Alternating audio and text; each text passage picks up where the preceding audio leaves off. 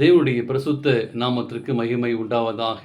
இந்த கால வேளை உங்கள் அனைவரையும் ஆண்டவராகிய இயேசு கிறிஸ்துவின் இன்ப நாமத்தில் அன்போடு வாழ்த்தி வரவேற்கிறேன். 2 ராஜாக்கள் 19ஆம் அதிகாரம் 16-19 வாசிக்கும் போது, கர்த்தாவே உமது செவியை சாய்த்து கேளும், கர்த்தாவே நீர் உமது கண்களை திறந்து பாரும், சனகரிப் ஜீவனுள்ள தேவனை நிந்திக்கும்படிக்கு சொல்லி அனுப்பின வார்த்தைகளை கேளும். இப்பொழுது என் தேவனாகிய கர்த்தாவே, நீர் ஒருவரே தேவனாகிய கர்த்தர் என்று பூமியின் ராஜாக்கள் எல்லாம் அறியும்படிக்கு எங்களை அவன் கைக்கு நீங்களாக்கி ரட்சியும் என்று சொல்லி அங்கே விண்ணப்பிக்கிறான். இதனால செய்தியாக கேட்கும் சத்தம். நாம் எந்த சத்தத்தை கேட்கிறோம்? எந்த சத்தத்தை நீங்கள் நானும் கேட்டுக்கொண்டிருக்கிறோம்? அங்கே சனகரிப் எனும் அசரிய அரசன் வல்லரசாகிய எகிப்தையும் பாபிலோனையும் தோற்கடித்து விட்டான். பின்னர் அங்கே யூதாவிலிருந்து வந்து 46 நகரங்களையும் பிடித்தான். அங்கே சனகரிப்பிடம் எசேக்கியா ராஜா ஆள் அனுப்பி யுத்தத்தை தொடராமல் நிறுத்திவிட்டால் 300 தாலந்து தங்கம் தருவதாக வேண்டிக் கொண்டான். அங்கே சாலமோன் ஆலயத்திலிருந்த தங்கத்தையும் வெள்ளியும் எடுத்து சனகரிப்புக்கு அங்கே அனுப்பினார். ஆனாலும் அசுரிய இராணுவம் எருசலேமை நோக்கி வந்தது. அரண்மனை அதிகாரம் அந்த அசரிய தளபதி அங்கே பேசுகிறார்.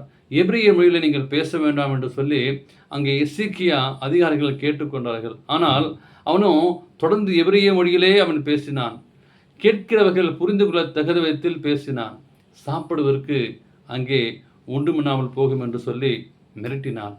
வேறு எந்த தேசத்திலும் அந்த தேசத்தில் தேவர்களால் தன்னிடமிருந்து அந்த தேசத்தை காப்பாற்ற முடியவில்லை என்று சொல்லி சனகரிப் பெருமையாக கொக்கரித்தான். இந்த செய்தியை கேட்டதும் அங்கே எசேக்கியா தன் வஸ்திரங்களை கிழித்து கொண்டு ஆலயத்திலே அங்கு விழுந்து கிடந்தார். சனகரிப் அனுப்பிய கடிதத்தை கர்த்தருக்கு முன் வைத்து ஜெபித்தார். ஜெபித்த பிறகு அங்கே ஏசாயா ஆள் அனுப்பி, தேவன் உன் ஜெபத்தை கேட்டார், அங்கே நகரத்தை காப்பார் என்று வாக்களித்தார். அன்று இரவு சனகரிப் வீரர்கள் அநேகர் கொல்லப்பட்டார்கள். மிச்சம் இருந்தவர்கள் தப்பி ஓடினார்கள். ஆம், தேவனுக்கு பிரியமான பிள்ளைகளே, அங்கே சொந்த பதிப்பிலும் அங்கே கல்வெட்டிலும் தான் செய்த தேசங்களை அங்கே சுட்டி காட்டுகின்றன. எசேக்கியாவை ஒரு கைதியாக எருசலேமை அவன் அரண்மனையிலே வைத்திருந்தேன். அவன் ஒரு கூட்டுக்குள் பறவை வைத்தது போல அடைந்து வைத்திருந்தான் என்று சொல்கிறான். அதற்குள் எசேக்கியாவை ஒன்றுமே செய்ய முடியவில்லை. ஏனென்றால் அவன் வீடு திரும்ப வேண்டிய சூழ்நிலை ஏற்பட்டது. தேவன் தம் நாமத்தை காக்கிறவாக அங்கே இருந்தான். அப்படியேப்பட்ட ஒரு சத்தத்தை அவன் கேட்டான். அப்படியேப்பட்ட ஆண்டவர் ஆசீர்வாதத்தை அங்கே கொடுத்தார். பேசக்கூடிய மொழி அந்த எபிரேய மொழி இருந்தது. ஆண்டவர் நம்மளோடு பேசும்போது, சாமுவேலோடு பேசும்போது அங்கே சாமுவேல் சொல்லும்படி என்று கேட்டான். ஆண்டவர் உங்களோடு பேசும்போது நீங்கள் நாளும் நாம் செவிசாய்த்து நாம் கேட்போம். ஆண்டவர் உங்களோடு பேச சித்தமாக இருக்கிறார். அப்படியே ஆசீர்வாதத்தை நாம் பெற்றுக்கொள்வோமா?